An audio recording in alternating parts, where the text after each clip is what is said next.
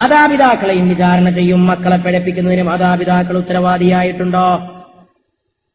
ഭൂമിയിൽ പിഴപ്പിക്കാൻ ഇബ്ലീസിനെ കൊണ്ട് കഴിയും. ആഖിറത്തിൽ ഇബ്ലീസ് പിഴപ്പിക്കില്ലല്ലോ പ്രിയപ്പെട്ടവരെ, പിഴപ്പിക്കൂല. ഇന്ന് ആഖിറത്തിൽ പോലും പിഴപ്പിക്കുന്ന ഒരാളുണ്ട്. ആരാന്നറിയോ? നിങ്ങളെ മക്കളാണ്.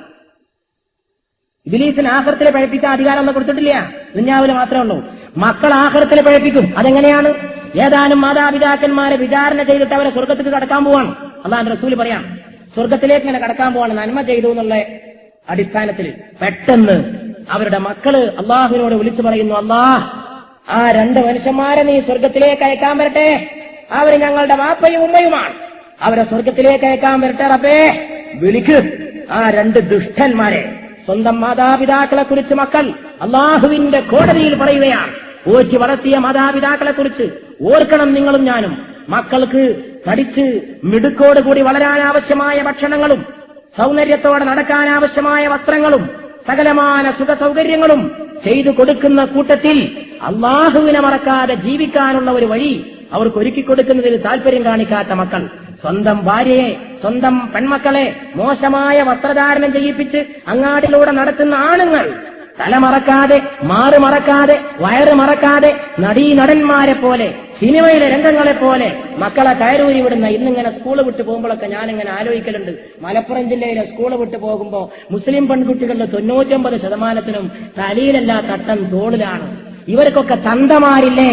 ഇവരെയൊക്കെ ഉണ്ടാക്കിയ തന്തകളില്ലേ എന്ന് ഓരോ സമയവും ഈ പെൺകൂട്ടങ്ങളെ കാണുമ്പോ എനിക്ക് തോന്നാറുണ്ട്.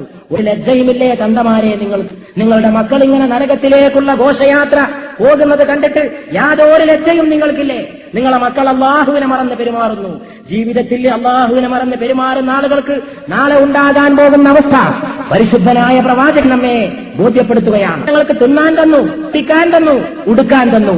പടച്ചവനെ പേടിക്കാൻ പറഞ്ഞില്ല, നമസ്കാരം പഠിപ്പിച്ചില്ല, നോമ്പ് പഠിപ്പിച്ചില്ല, ഇസ്ലാം പഠിച്ചില്ല.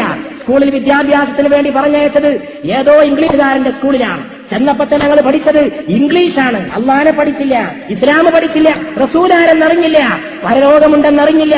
എന്തൊക്കെയോ കുറെ ജോലി കിട്ടാൻ വേണ്ടി, ഇയാൾക്ക് ശമ്പളം കിട്ടാൻ, ഇയാൾക്ക് ഞങ്ങളെ കൊണ്ട് ജോലി കിട്ടിയിട്ട് ഈ തന്തക്കും തള്ളക്കും ഞങ്ങളെ കൊണ്ട് സമ്പാദിക്കാൻ കുറെ വിദ്യാഭ്യാസം ഞങ്ങൾക്ക് തന്നു.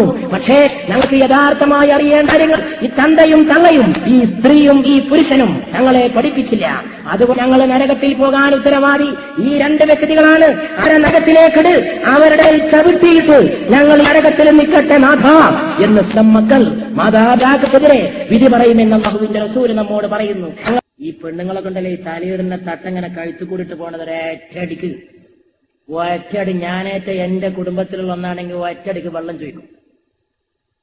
ഒറ്റയടിക്ക് ഒരു ഗ്ലാസ് വെള്ളം കെട്ടി തരീന്ന് പറയാൻ അടിച്ചിട്ട്. അതിനുള്ള ഈമാനും കരുത്തുമാണ് ഒരു മൂമിന് ആവശ്യം. തലയിലിടേണ്ട തട്ടേ, സ്കൂളിൽ പോണ ചെറിയ പെൺകുട്ടിയൊക്കെ തോളിൽ കൂടി പുതിയ ഫാഷൻ, നല്ല നല്ല അജയമാരെ മക്കള്, നല്ല നല്ല നേതാക്കന്മാരെ മക്കള്, നല്ല നല്ല ദീനീ പ്രവർത്തകന്മാരെ മക്കള്, നല്ല നല്ല സമുദായത്തിൽ അറിയപ്പെടുന്ന ആൾക്കാരെ മക്കള്. നാണമില്ലടോ നിനക്ക്? സ്വന്തം കുടുംബത്തെ നിയന്ത്രിക്കാൻ കഴിയാതെ, സ്വന്തം കുടുംബത്തിൽ ദീനുണ്ടാക്കാൻ കഴിയാതെ പ്രിയപ്പെട്ട സഹോദരായി പോക്കെന്തിനാണ്? അതുകൊണ്ട് മാതാപിതാക്കളുടെ വിചാരണ മഹ്ശറയിലെ പ്രധാനപ്പെട്ട ഒരു ഇനമാണെന്ന് സയ്യിദുനാ വ നബിയുനാ മുഹമ്മദ് മുസ്തഫ സല്ലല്ലാഹു അലൈഹി വആലിഹി വസഹബിഹി വസല്ലം നമ്മെ പഠിപ്പിച്ചിരിക്കുകയാണ്.